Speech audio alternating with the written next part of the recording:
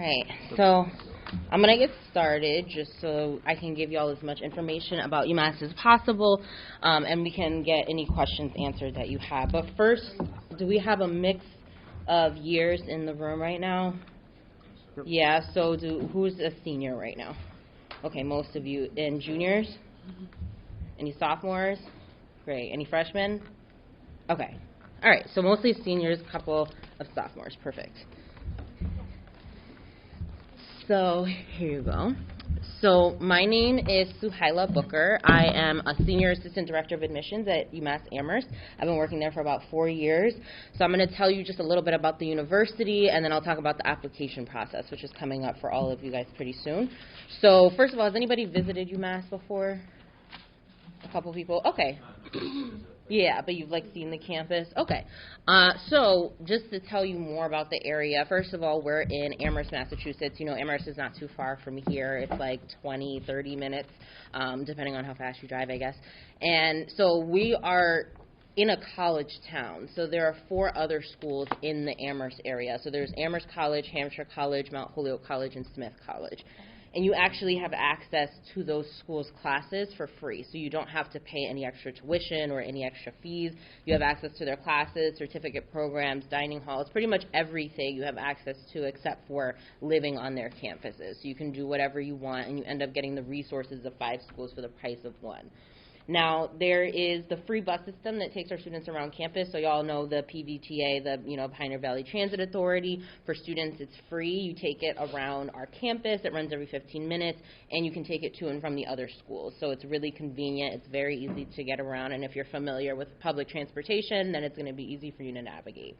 I think it's a really fun place to be a college student because there's tons of stuff going on for you. So if you haven't been to UMass, you can see, this picture doesn't really help you see it, but on the books that I gave everybody, the library is this brick building on the right, and then the old chapel's on the left. The old chapel looks taller, but the library actually is the tallest building in Amherst. And so that's almost the center of our campus, and then you can sort of see everything else from the top of that campus, the top of that building. So we're like a little city in the middle of Amherst, Massachusetts. We have 23,000 undergraduate students and around 6,000 graduate students, so we are a big school, and it's really nice to be able to find your smaller communities within the big one because there's so many different people who are going to UMass Amherst. We have the #1 campus dining in the nation for the 7th year in a row now, so you'll hear us brag about that a lot. We talk about the food a lot, but it is really good. When I first started at UMass, I didn't really believe that the food would be as good as it was, but it turned out to be very good, and they have vegan, vegetarian, gluten-free, kosher options, really whatever you need. They have there's 4 dining halls spread out around campus, but we also have the blue wall, which is kind of like a food court, like when you go to the mall, it's like a food court, so there's a whole bunch of different food options. There's sushi, Mediterranean food, burgers, really anything you can think of. They have that in the blue wall and in the dining halls too. And then there's all these eateries spread out around campus, cafes in all the buildings, and one of our students' favorite traditions on Halloween is getting lobster and steak. So they give them, I don't know why they do that, but it's a tradition every year that they give the students lobster and steak in the dining hall. So our students really, really look forward to that. So lots of great food. You're never going to not find something that you want eating on campus. We have 5 different living areas on campus for you to choose from. So there's Southwest, which have you all heard of Southwest before?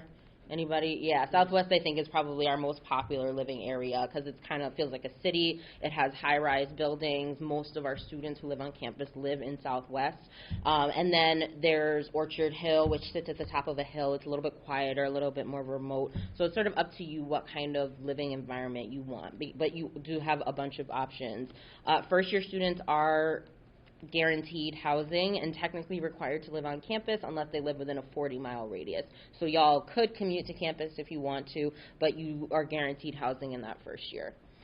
And then in terms of just other things, so obviously one of the biggest things that you're going to get involved in is academics. So does anybody have sort of a sense of what they want to study going to college? Yeah? Okay, that's great. That's awesome. So on page 15 of this book are all of the majors that we offer. So we have over 90 majors across 10 schools and colleges. So you can see like the schools and colleges are in bold, and then all of the majors that we offer in those schools and colleges are underneath them. So there's a lot of them to choose from. So is anybody thinking about business? Yeah? Okay. Anybody thinking about nursing? Great. Anybody thinking about engineering? Awesome. Computer science? Anybody thinking about something like in the arts? Yeah? Maybe education or like biology? Anybody thinking about going to pre-med, being a doctor, or but biology? Okay. What else? Anything else that I didn't say that people are thinking of? Finance. Okay, that's part of the business program, but definitely has more of a math focus. And is there anybody who's maybe a little bit undecided, like not sure what they want to do yet? Yeah. Okay, good. So we have options for all of you for anything that you're interested in.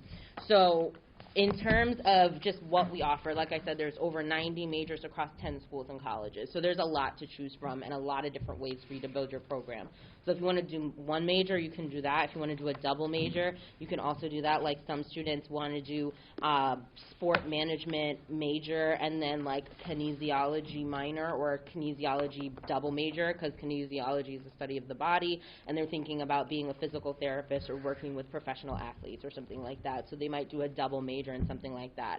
There's also students who want to be lawyers, and so we have pre-law, pre-med tracks if you want to do that. But there was a student who wanted to do environmental law, so he was an environmental science major on the pre-law track. So there's a lot of different ways for you to build it. We have the majors, we have over 60 minors. We even have an option for you to design your own major, the bachelor's degree with individual concentration. Students interested in film studies, cosmetology, fashion studies are the ones who pursue the major through the design your own major option. So we do have that as well. And then we also have exploratory tracks for anybody that's not sure what they want to do. We do have the option for you to explore. So we don't have one undecided major. Instead, we have exploratory tracks within some of our schools and colleges. And if you could just pass these, there's 1, 2, 3, 4, 5, 6 people. I'll just actually give all of these. Yeah, and if y'all want to look through all of the majors that we have are on page 15 of that book. But we also, so the exploratory tracks are an option for you to explore within the schools and colleges. So if you know you're interested in science, but you don't know which one you want to pursue, you can take a whole bunch of classes in the College of Natural Sciences and just figure it out as time goes, and your advisors will help you. I also want to point out that there are majors that are more competitive than others. And so I mentioned them before. So anything in nursing, business, computer science, and engineering, those are competitive programs for us. So just especially for our seniors in the room, I just want you to take note of some of these things, keep these things in mind. For nursing, especially, nursing is our most competitive major. So we have about 64 spots for incoming nursing students, and we receive a little over 2,000 applications. But it is a really great program. It's a direct entry program. I've been to the UMass Center at Springfield, where they have like a simulation hospital thing for folks who are in the nursing program, so they can practice like doing hands-on stuff. And they keep it small on purpose because they want you to get that one-on-one, like individualized attention, and they want to get you to being a nurse as quickly as possible, so they have to keep it small. Business, or the Eisenberg School of Management, which is our business school, we have a number of majors in that school, so that includes like accounting, finance, sport management, marketing. If you're interested in those kinds of things, that's in the Eisenberg School of Management. So you have the option to apply for those majors, but they also are competitive. When we're looking at your transcript, really they want to see, like, Eisenberg wants you to have a strong math background. They want to see, like, these are better in math classes and at least pre-calculus or some class on that level, anything above Algebra 2 on your transcript. So that's what they're looking for when we are reviewing for Eisenberg. For nursing and for Eisenberg, you can't transfer in as a current student. So you have to get in as an incoming first-year student. And that's just because it is so popular, so competitive, so many people want to be a part of it, so they can't take anybody transferring in. You just have to get in as that incoming first-year student. So just keep that in mind, especially for the seniors when you're thinking of applying. Other competitive programs, like I said, are anything in the College of Engineering. We have like 6 or 7 majors in the College of Engineering, and then the College of Information and Computer Science. So those are the 4 programs that you'll want to think about as our competitive programs. And if you're thinking of applying and you're a senior, you should apply for the early action deadline, which is November 5th. So that was a lot about the academics. Before I move on to other stuff, does anyone have any questions? Yeah. So, like, what are some prerequisites that you have to take, like, during high school for the College of Engineering? For engineering, they typically want to see that you've taken physics or chemistry. They want you to have, like, like a lab science. So anything that you can do with, like, lab science, they hope that you have that background. But for engineering, it's also not as difficult to transfer into the engineering program as it is for Eisenberg and for nursing. Any other questions? Yeah. Can you talk to me a little bit about the environmental science major? Yeah, so I can tell you that, research is really big at UMass, so the sciences are really big at UMass, like STEM, anything in STEM. And so environmental science is going to involve a lot of hands-on, like, research opportunities. So that might be you being in the field or working at labs and on our campus, but there's a lot of funding for research and a lot of funding for those, like, hands-on opportunities. So, like, we receive the most funding for research in the state after Harvard and MIT. So really you're going to be able to do whatever you want, and you can decide what kind of direction you want to take that in. What environmental science, like I said, there was someone who wanted to be an environmental lawyer. But there are some people who just want to do the science part of it. So it's sort of up to you how you want to approach it, but your advisors are going to help you figure that out.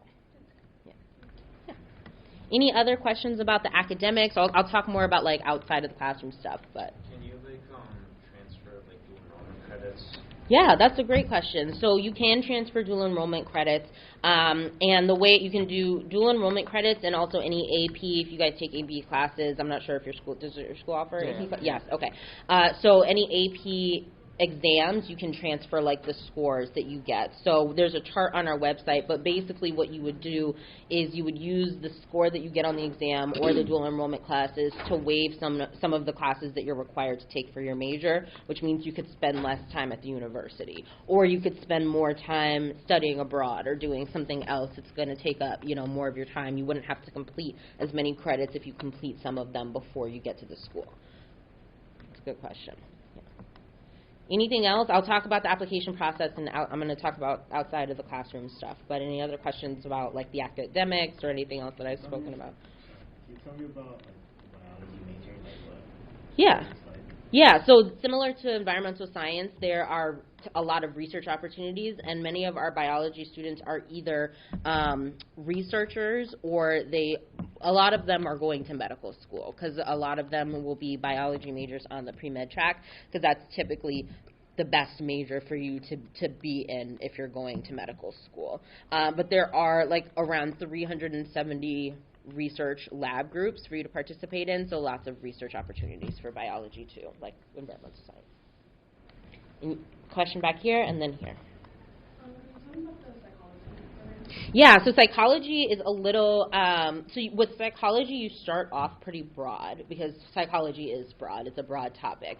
So you start off broad and then you focus it as you spend more time. So you decide if you want to do neuroscience, that's a track you can do in psychology, or child psychology, adult psychology, if you want to go into therapy, anything like that, or like social work. So it's sort of up to you how you want to focus it, but they start out broad and then you take classes in those specific fields and focus it based on what you're most interested in. Can you go more in depth on what the art program is? Yeah, so for art, in terms of, first of all, the Studio Art Building is one of our newer spaces on campus. I think it was built in like 2019 or 2018, but it is a state-of-the-art building. So you can do studio art, you can do digital art, we also have architecture. For art, you do have to submit a portfolio, and it's a pretty general portfolio. They're not asking for like specific types of art. They just want to sort of see the kind of work that you've done.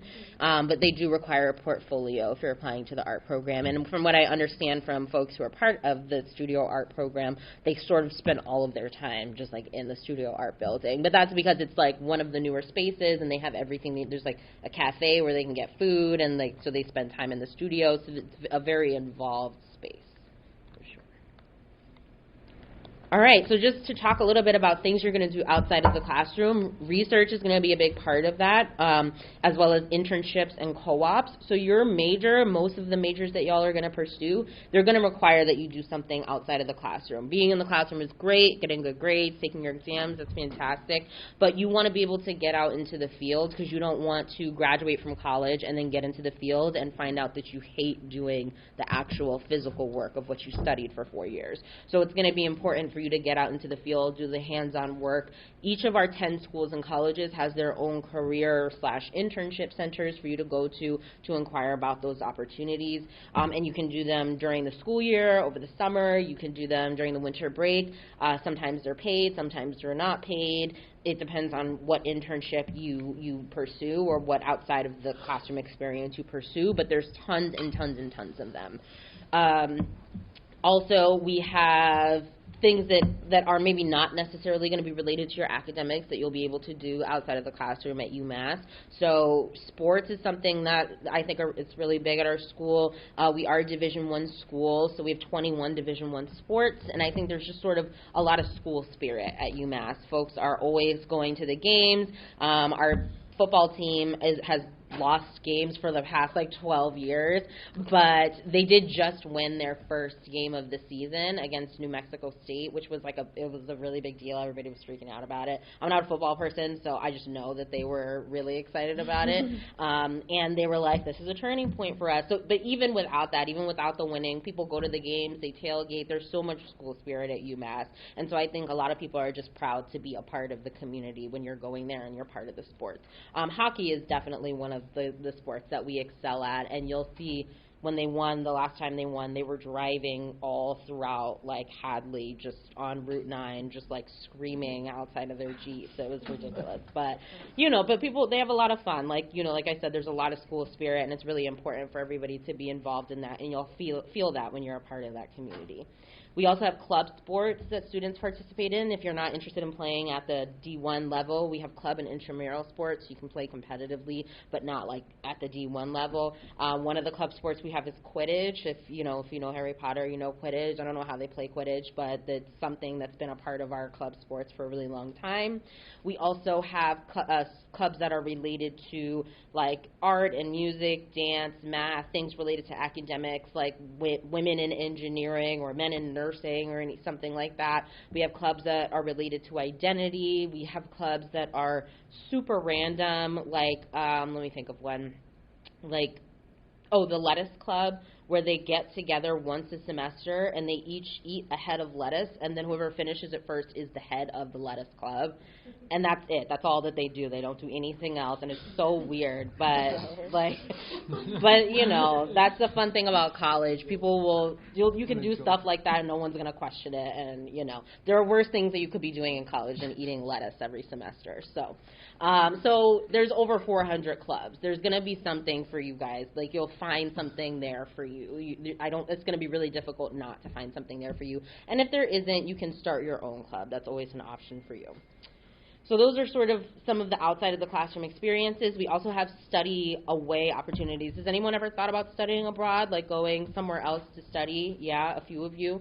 Okay, so we have a few different ways that students can study abroad. We have the 5-college consortium, those 4 other schools in the area, Hampshire College, Amherst College, Mount Holyoke College, and Smith College, again, where our students can take classes for free. So that's the closest way of studying away from UMass Amherst. The second one is domestic exchange. So if you want to study somewhere else that's in the country for a semester, you can do that. Can anyone guess what the most popular place is to study in the United States? No, not Cali, but it is a warm place. Florida. Texas. No. Florida. No, not Florida, not South Carolina. Hawaii, yes. Oh. Hawaii, that's it. I've been forgetting Hawaii. That is a part of the country, right? So I forgot. sometimes you Barack forget, yeah. Obama. But that is the most popular place. So you can imagine our students come back from their winter break, and it's like late January, and it's freezing cold, and so they jet off to Hawaii for a semester. But it is a really, like, you're also going to do some academic stuff. It's warm, it's beautiful, it's nice, but especially if you're interested in, like, agriculture or sustainability or something like that, Hawaii is a really good place to go. But it is the most popular place for our students to study in the country for a semester. And then finally, we do have study abroad opportunities. So if you want to study somewhere out of the country, somewhere else in the world, we have hundreds of study abroad opportunities. Our students have studied abroad on every continent in the world. Currently, the only program that we don't have anymore is in Alaska. We used to have one there, but the professor retired, so we stopped taking people there, but we'll probably start that back up again. Otherwise, there are opportunities all over the place. You can do ones that are related to your major. You can build your own study abroad opportunities. There are ones that are connected to the other 4 schools that we have, so you know you can take advantage of theirs. Really, all of that is endless, no matter what you want to do.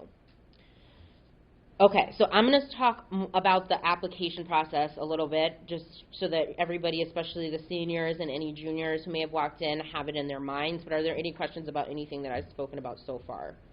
Yes. Could you circle back to the internships, like a few examples of like big ones are?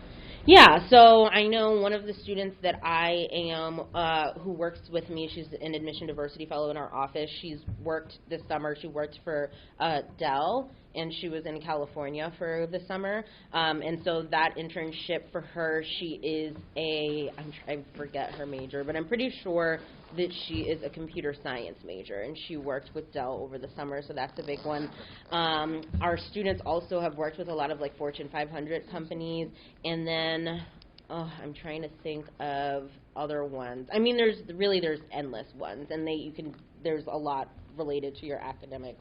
But our students really like to work for the big companies like Dell and Google. Lyft is a big one too, which doesn't sound big, but in California it's like a really big company. So students will go to California and work there for internships.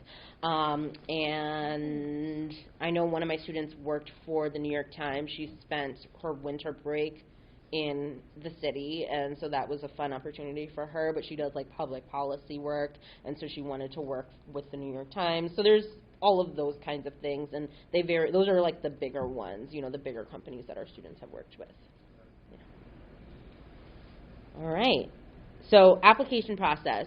So just so that you have all of the required materials, we require a few different things, not too many things. So we are on the Common Application. That's how you'll apply to UMass Amherst. We want to see your extracurricular activities and also your personal essay. Those are required. For extracurricular activities, we really just want to see like what you do outside of class, outside of the physical classroom. So any clubs, any jobs that you have, family responsibilities that you have, really anything that you're doing that's not physically in the classroom.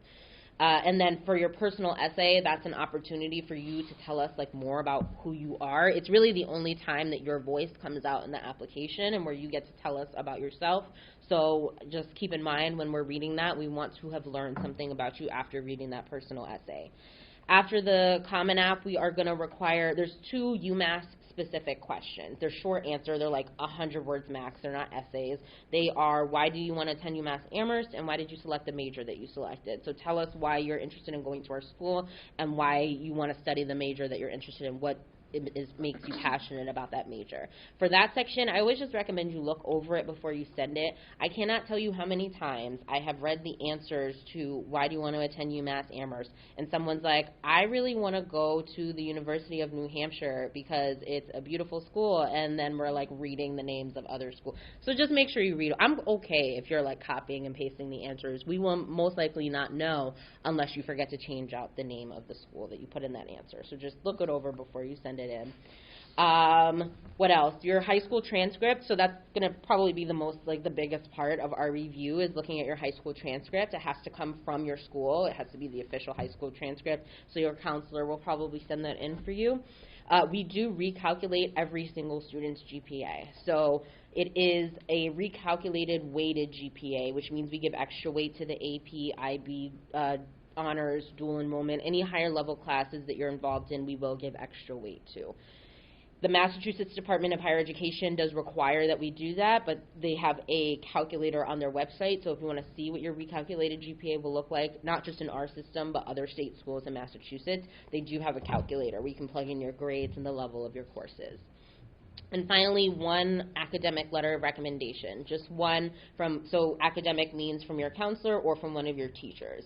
You can send up to 3 if you have a boss or a supervisor who will write a letter on your behalf, that's fine, or an additional teacher who you want to write a letter on your behalf, that's great too, but we only require one academic letter of recommendation from you. So those are all of the required materials. In terms of optional materials, we are test optional. You don't have to submit your test scores, but you can if you'd like to. Everybody always asks me, is there a benefit to submitting my test scores? And really, we're going to look at your test scores like we look at everything else, so we're going to use it to make the best decision for you. We're going to look at everything holistically and thoughtfully consider everything. Some people think if I just submit my test scores, it's going to increase my chances of getting in. But if you have a 400 SAT out of 1,600, it's not going to help you get in just because you submitted your score. So get some advice, talk to your counselors, talk to me about whether or not you think submitting your test score is the best choice, because you don't have to, and it's not going to hurt you if you don't, but you can if you'd like to. Financial aid, if you're planning on applying for financial aid, you have to fill out the FAFSA, which is the free application for federal student aid. Now, the FAFSA usually opens on October 1st. This year, it's not opening until the end of December, and that's not a UMass thing. That is, the FAFSA is like the federal government and federal money. So my understanding is that they're opening much later because they're trying to make it easier for people to fill it out. So they're minimizing the number of questions, they're making it simpler to fill out, they're just changing things around. So it's not going to open until the end of December. We are going to be flexible with people. We're not going to have any like hard and fast like deadlines for you, so just fill it out when you can fill it out, but it's not going to open until the end of December.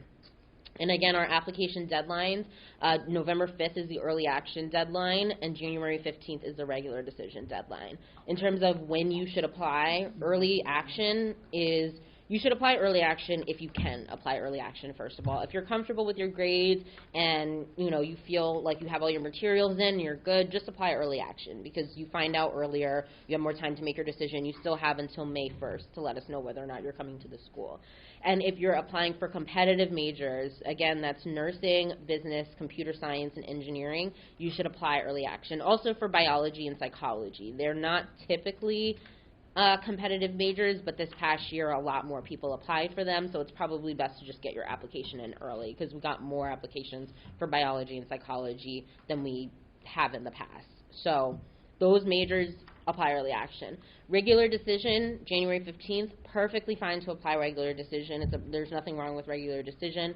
I always think it's best to apply regular decision if you want us to see your first semester senior year grades. Because for the most part, we're not going to see first semester senior year grades. And there are students who, for example, like struggled a lot in their first year, and then second year they got a little bit better. Junior year is even better, and they're taking some advanced classes. And senior year, they're really doing a good job. They're getting really good grades. They're taking a lot of advanced classes. That's what we call an upward trend in grades. So if you want us to see those grades and you think it'll help your GPA, then wait to apply regular decision. All right? Now that is everything that I have for you. I'm not sure how much time we have. I'm not sure. Oh. Do you guys have the next health prep you're going to? No. We'll just, so are there any questions now that I've said everything? Yes. Do you guys require the CSS profile? No, we don't. So that's a good question. And so for those of you who aren't sure what the CSS profile is, it's an additional financial aid document that some schools will ask you to fill out. It's basically like a more detailed, more in-depth document that you'll have to fill out in addition to the FAFSA. But for UMass, if you're applying for financial aid, you only have to fill out the FAFSA, no CSS profile. Yes. Is UMass one of the schools that you go to through the Army? Yes. So we do have an opportunity where you can go to UMass through the Army, and we actually just met with our ROTC folks in the ROTC, like the Army branch, and so that's something that you absolutely are able to do. They have certain requirements that you have to meet, but it is an option. Any other questions about academics, financial aid, application process? How often do you give students merit scholarships or say good grades? Yeah.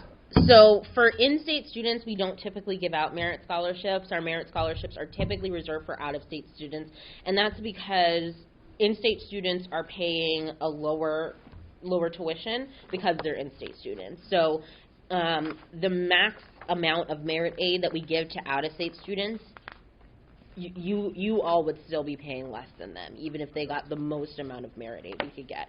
So so often there is not the merit aid for in-state students, but we do offer grants, loans, work study through the FAFSA, through the financial aid package, and then I always encourage students to do research regarding independent scholarships, because that's a really good way to get support funding your education, and a lot of our students actually do that. Anything else? Any other questions about anything that I said or something that you didn't hear that you wanted to hear about? Yeah. When's the open house?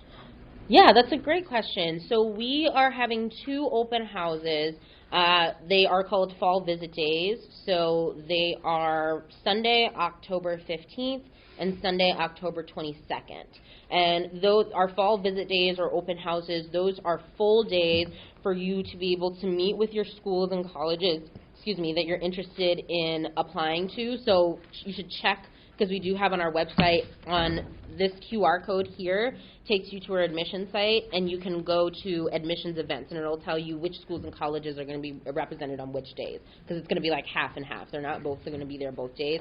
But that's a chance for you to meet with the schools and colleges, sit in on information sessions, student panels, go on tours, eat in the dining halls, pretty much the whole experience. So we'll be doing those in the middle and toward the end of October. They're going to be on Sundays.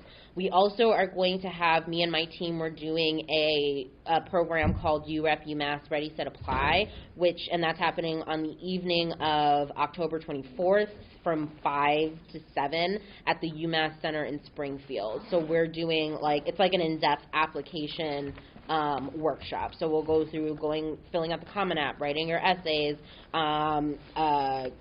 the application timeline, and we're going to have one of our financial aid folks come in and talk to you about financial aid too. So we're doing that as well. So if you want, you can go to this site or the QR code back here and go to the site to see the different events, but we do have the open houses that we're offering and also the Ready, Set, Apply application workshops that we're hosting for students in the area. Anything else? Yeah. Does the school offer full scholarships? We don't offer full scholarships, no. We do try to meet as much need as possible. It's going to be based on your family's income when you fill out the FAFSA, so we're going to do the best that we can to meet as much need as possible. But our full scholarships are typically only through, sports, because they have funding for that, yeah. Any other questions? Yes. How are the the internships for the Eisenberg, the business side? Yeah, absolutely. So Eisenberg, I think, is one of the places where even people who aren't part of the business program go to inquire about internships and jobs, because they prepare the students for writing, help them write their resumes and prepare for interviews and their cover letters. So there's going to be a lot of chances for you to work with actual people, work in actual business, and our students are sort of always in that position. They're always walking around campus in suits and ties and so those internships are going to be very much in very professional settings for our Eisenberg students. Anything else? Any other questions I can answer for anyone? All right. Well, thank you so much for joining me. It's so great to have a big group of students. Thank you for your questions. If you have any further questions, you can get contact information from this book, and any admissions events you want to go to, you can find at the QR code on the back of the book.